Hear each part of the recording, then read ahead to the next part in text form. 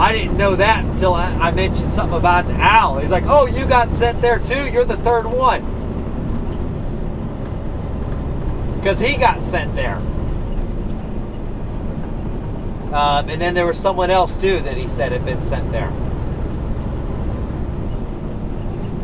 Yeah.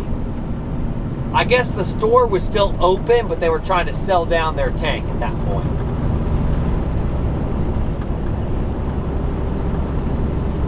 What the hell is it?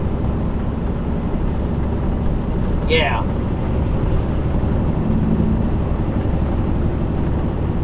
Holy crap. There is a box truck right now getting pulled by a Ford Explorer. On I-77, almost to the way station.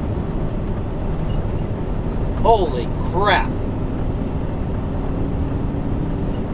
Of course, the way station is closed. God, I wish the way station was open right now.